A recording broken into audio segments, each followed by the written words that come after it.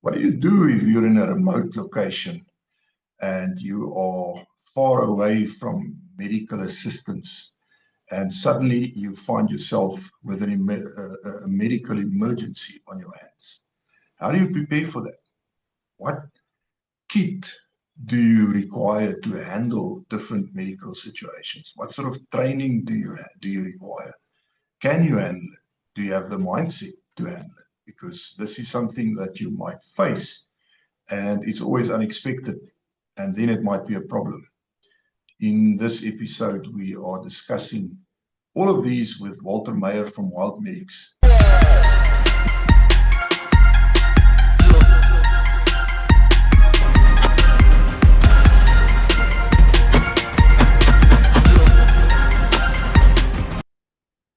Good evening, Rian Kutsia, Fortis Proactive Defense Solutions. We are back with part 2 of wilderness medicine, also called remote medicine, and we are talking to Walther Meyer from Wildmedix. Walt, welcome back. Thank you very much, Rian. Good to be with you, and hello to the listeners.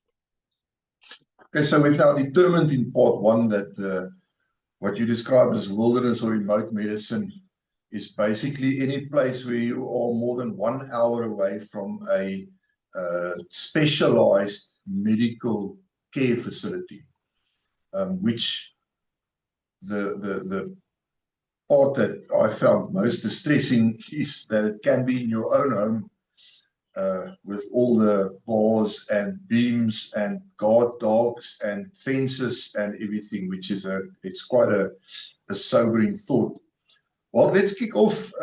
If we look at special medical threats that you are most likely to encounter in the Southern African wilderness region. So we're looking at, I'm thinking snake bites, heat stroke, bleeding, dehydration, that sort of stuff.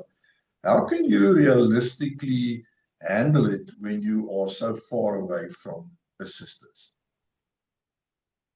Yeah, it's look, there are so many of these topics which one could bring up for it. I think all of them, in terms of handling them, it actually starts with prevention, which people often forget. So being prepared for what it is that you're going to do, also being prepared for eventualities. An interesting thing that I see often is, I drive a lot of long distance. I drive about 100,000 kilometers a year delivering training. And very often you'll find people who have absolutely nothing in their car along the way. You'll chat to a person at the garage or something, and they'll have no preparations in their vehicle, no water, nothing like that. And you can very easily find yourself in a distressing situation. A few years ago, I got stuck in a snowstorm on the N1 between Beaufort West and Colesberg. And there were vehicles getting stuck along the way, people stuck, and you can't help everybody. And there were actually a lot of people stuck in that snowstorm. So I was fortunate. I was in there fairly early, and I managed to get out on turn back actually to the Beaufort West side, because the road started getting so that you cannot go through it. And people think that's impossible. It's on the N1 in the freaking Karoo, and yes. And it's in South Africa. Yeah, so I managed to turn. Yeah, you don't expect it. So I managed to get back to Beaufort West, but it was absolute chaos. And it's such an unexpected thing, and it's not common. It's not like it snows closed every year, so people are prepared for it. It's once every 10 or 15 years, something like that happens. But it could be something more simple, like you burst a radiator pipe in the middle of nowhere, and there you're stuck in your car, on a back road somewhere between, I don't know, Sutherland and Loxton or something, and the next car that's going to come past is 4 days from now, and you're in trouble. So preparation is always the key. I think out of those things that you mentioned there, the thing that probably influences the most people in the wilderness is the temperature-related issues. Okay, so either overheating or getting too cold. Okay, so hyperthermia, which is overheating, or hypothermia, which is getting cold. And that can happen very, very rapidly, and it can almost catch you a little bit off guard. So in that snow conditions that I spoke of, you're stuck in your vehicle and people think, oh, well, I'll just leave a car idling and I'll sit with the heater on. But I mean, those roads were closed for 3 days or something. So how long is your car going to stand and idle with the heater on for you before you run out of fuel? And once you've run out of fuel, you've got a whole other problem. Okay. So, something as simple as having a blanket in your car could save your life. In terms of hyper and hypothermia as well, it's interesting that obviously being Africa, a lot of people prepare for heat, and then they don't prepare for the cold. So depending on where you are, of course, it can get exceptionally cold. So a place that's often underestimated is the Western Cape. So if you look at sort of mountain rescue incidents and so forth, if you look at the stats, you'll see there's often people who get in trouble because of temperature issues. It's because they think it's Africa, it's hot, so I've got to prepare myself for the heat, but they don't think about the cold. The Western Cape Mountains are exceptionally cold. If you're on Table Mountain, you're already 10 degrees colder on top than you are sitting in the waterfront having a beer. So if you're sitting there on a Sunday morning, and hopefully you're not drinking beer yet on a Sunday morning, but you're sitting there and you look up at the mountain and you say to your friend, Frikkie, kom ons gaan klim daai ding. Dis waar die moeilikheid begin. And depending on how much karate water the guy had the previous night, when they're brave enough, they go and they don't realize that once they're on top, suddenly it's freezing cold. It's not a pleasant day like it was down in the waterfront. Because for every 1,000 meters you go up, it's about 10 degrees colder. And that is without the influence of the wind or rain or mist or anything like that.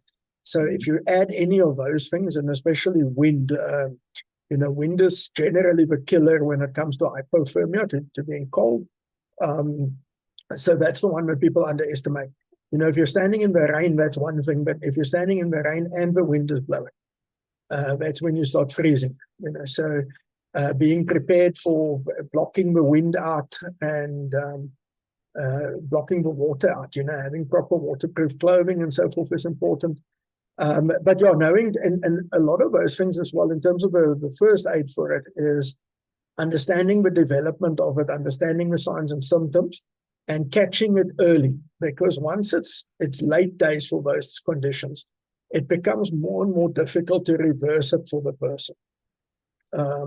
If you look at, say, on the heat side, on the hyperthermia side, generally it starts with dehydration. Now, you don't have to be dehydrated to get overheated, but it helps. So if you want to be overheating, but generally it starts with dehydration.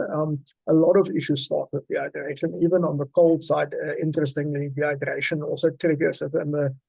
So on the warm side, so you dehydrate, you start getting some heat exhaustion, you're sweating, you're hot and bothered, you start feeling a bit sore, you're irritated, maybe you feel lightly nauseous, and then it moves on from there towards the heat stroke side. So that's the next step. And that's when your body can't deal with it anymore. And then generally what happens is the persons will start vomiting, or they get severe diarrhea, for instance. Sometimes both at the same time, which is unpleasant to deal with at best. But imagine it could be worse. You could be the patient, right? So dealing with it as a first aider is unpleasant. But here's the problem: is once the person is vomiting and they have diarrhea, you really now need IV fluids. Okay, so you need drips now to start turning that thing around. So if you don't have that, or you don't have the knowledge to use it, or you've got a big problem, because you're not going to reverse it. And if you give that person oral hydration, for instance, if they drink water, then they vomit that water out again that they've just drank, plus some more.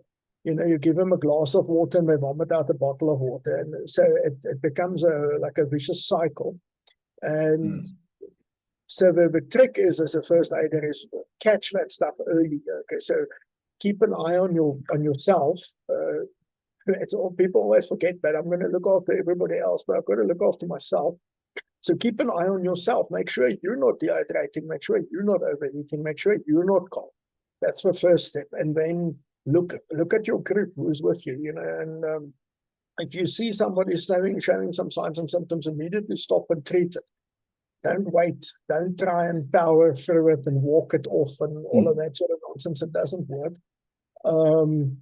There are quite a few cases where you can see that, for instance, with hypothermia, so on the cold side, where people try to walk through a storm, or I'm going to power my way through a snowstorm to a hut, for instance.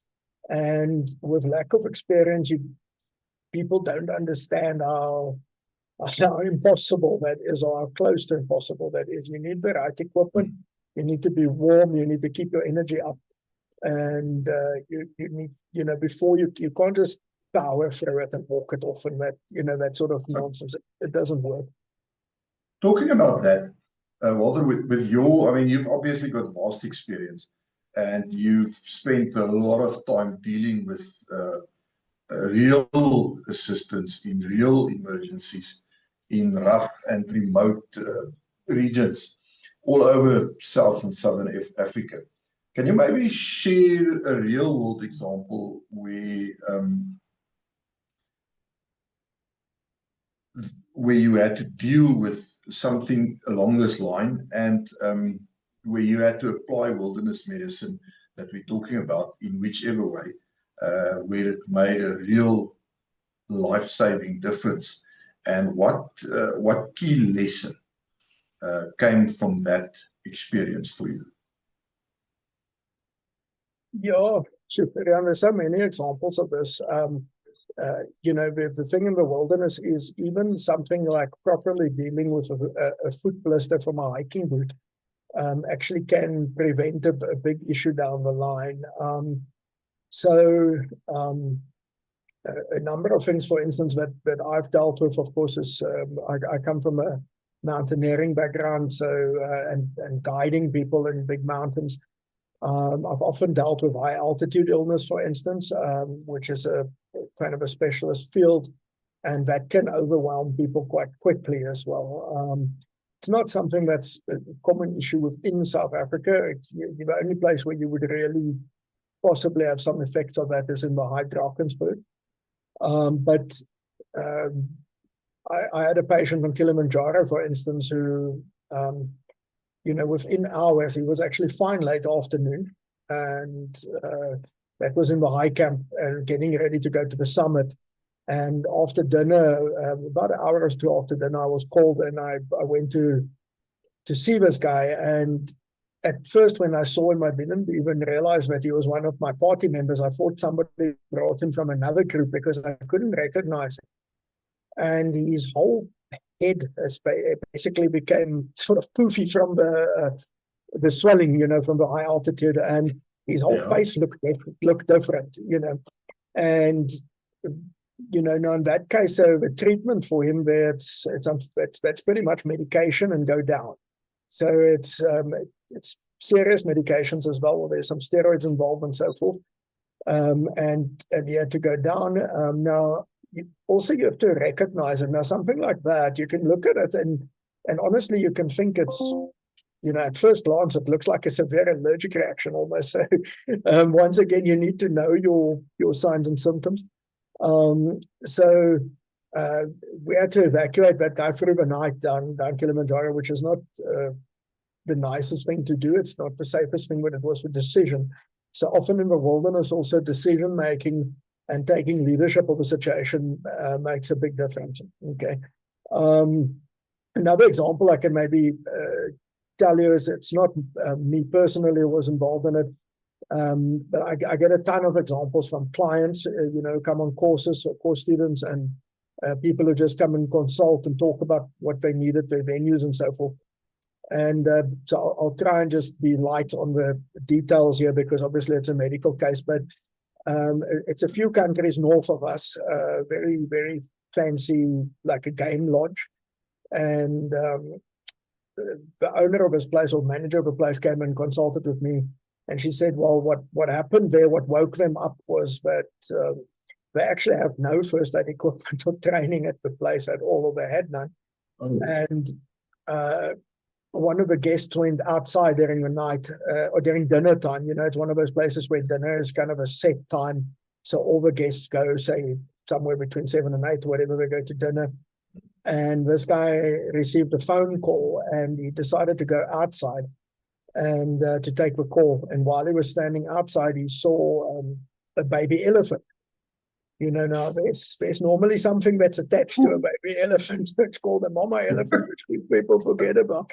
So this guy walks towards the baby elephant to go, I don't know what he wanted to do, scratches his belly or something. But anyway, he walks to this elephant, and the mom appears out of the bushes, and people forget also that, the animals like elephant are so quiet sometimes that, you don't hear them. You can stand right in front of it and not know there's things behind the tree. And anyway, it's suddenly the elephant appears, and the elephant goes at this guy and completely disembowels him and squeezes his organs right out of him and whatever. It was a mess.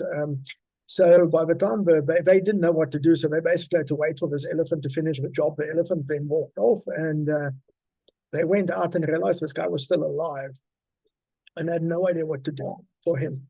So fortunately for them, there was a honeymoon couple from, I don't know, somewhere in Europe or whatever. They were there. And this honeymoon couple, both partners were surgeons, just by luck. I mean, I was that for dumb luck, right? So there had two surgeons there, but no equipment whatsoever. So the two surgeons then basically put this guy back together again using cling wrap from the kitchen, like sandwich wrap. And they basically cling wrapped this guy back together again. Completely crazy. They waited. I think the lady said to me it was 17 hours from the incident before they got this guy to hospital, because they had to wait for a helicopter to come in. The helicopter could only come the next day. Helicopters don't have a far-ranging sort of flight distance, so this thing has to hop, skip, and jump until it gets there to get fuel, picks the guy up, hop, skips, and jumps back to the main center, which is down in the south. And 17 hours hospital time from there, and the guy survived. Okay, so what? He survived. He survived. Apparently, yeah. I mean, I haven't spoken to myself, but she said, he survived, and that kind of woke them up to the point where they need training and more advanced training and equipment. And that's the other thing which people sometimes forget, is they say, oh, but we don't worry, we have a doctor in our party or whatever.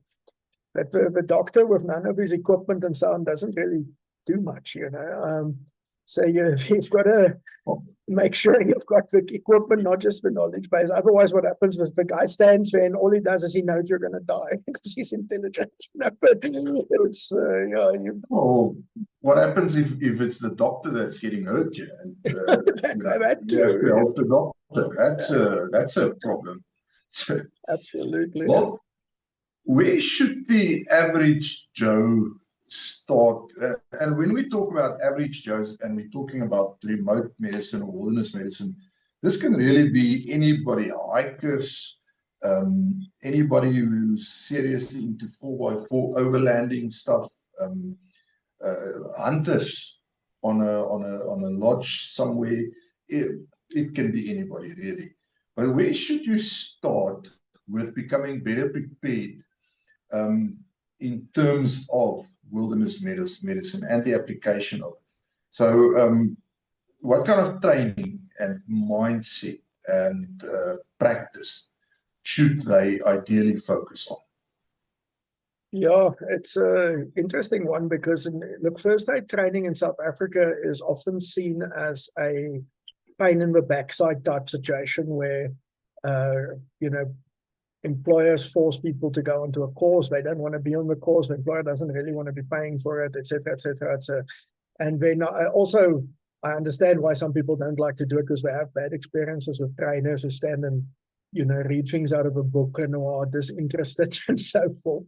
But yeah, the basics is that if you just want a basic foundation in first aid, you can start with a basic first response course or a basic emergency first aid course, which is traditional in South Africa called a level 1. I think the trick with it is do your homework and pick your provider. There are lots of good providers, but they're out there, not just me. There are tons of guys who do good courses. But then, wilderness takes very specific skills and very specific experience.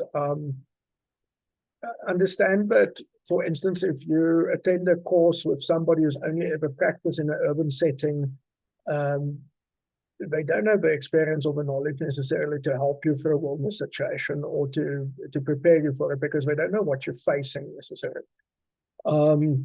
There's a big difference between having a whole ambulance and a whole rescue vehicle full of equipment there, and having a tiny little hiking first aid kit with you, and the rest you've got to make with your knife. It's so if a person who's training you doesn't understand that, then you have a problem already. In terms of wilderness medicine, the standard for people who go a little bit further out in the wilderness, and for, of course, people who work in the wilderness internationally, the standard for it is a thing called the wilderness first responder, which is generally it's about an 80-hour course. Okay, so in some parts of the world it's slightly shorter. You may have found a 70-hour course somewhere, but it's a long course, so you're talking about an 8, 9, 10-day course, something like that. Okay. And the norm in many countries is a do-over every 2 years, or a refresher every 2 years, and there's a reason for that, is that the shelf life of medical knowledge is not that long, especially if you don't practice it. They estimate maybe about 6 months is actually the shelf life of that medical knowledge if you don't use it. So the more often you do it and refresh it and so on, the better the guys become. Now, I basically introduced wilderness first responder training into South Africa in 2004. And there are now a couple of places who do offer similar things, but generally it's shorter courses. Okay, so our wilderness first responder course is 9 days. It's our most popular public course at this stage.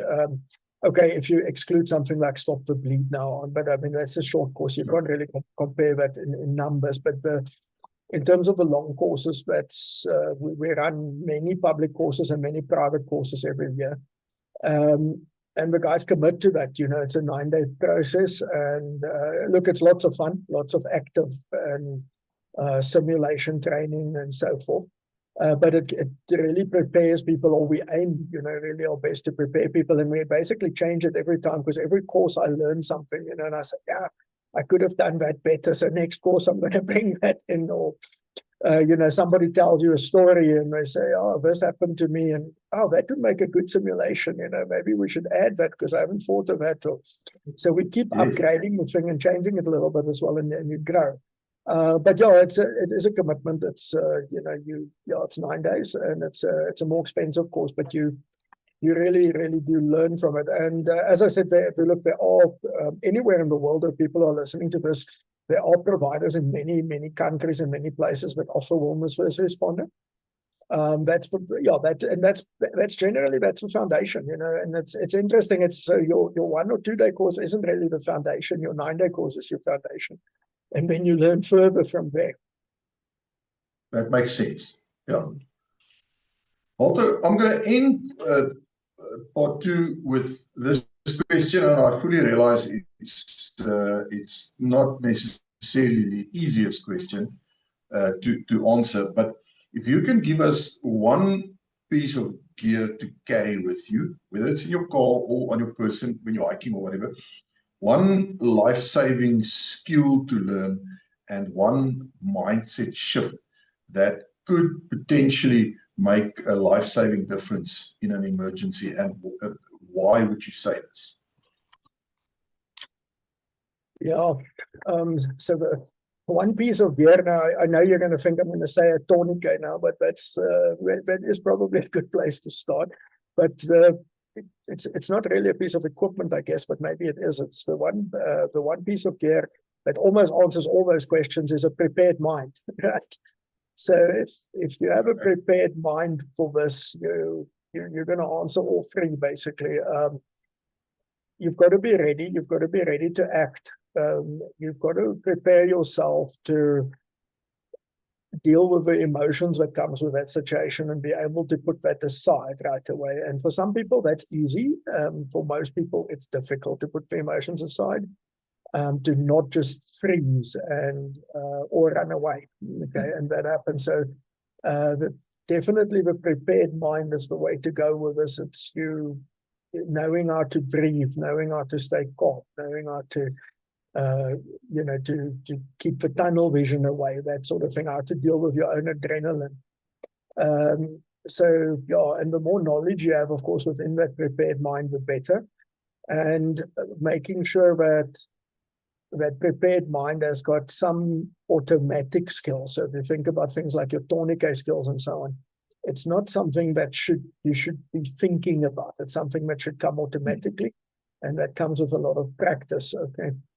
Your one life-saving skill, once again, there's so many of it, but the first thing is, I want to say, is recognition that there is a problem. So that life-saving skill is situational awareness. Be aware what's going on around you. People will look at somebody and actually not realize that guy's bleeding to death, or look at a guy with a hole in his head and not realize it's a problem. Okay. The more common example is, the guy who lies on the sidewalk in South Africa on a Saturday morning, and you walk past, and the first thing you do is you say, hy's weggesyp, and he's drunk again, and you walk past. And you don't actually do that 10 seconds and just check, is this guy actually drunk and passed out? And even if he is, maybe he's drowning in his own vomit. But maybe that guy had a heart attack. He's on his way to work there and he's not drunk. But anyway, being alert to your environment is definitely probably the first life-saving skill. All the first aid system starts with assess the scene, look for hazards, that sort of thing, and it's all about situational awareness. Right, and then the mindset thing is be willing to help and stop worrying about, I'm going to make things worse, or maybe, I'm just a little first aider, what am I going to do, or whatever. You're going to make the difference, and don't worry about 100%. Worry about doing something. Do your best. Nobody gets 100% for these things. There's always something you can do better. But by the moment you stick your neck out and you're doing something, you're already doing more than 99% of other people. So keep at it and don't give up. It's all mindset.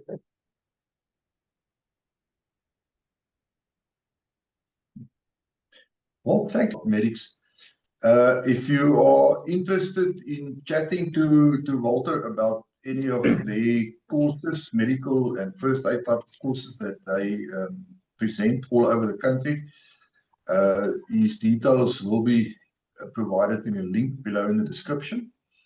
If you are interested in any of the loan operator courses, there will also be a link to that. Check it out. Hopefully we see you on a range one of these days.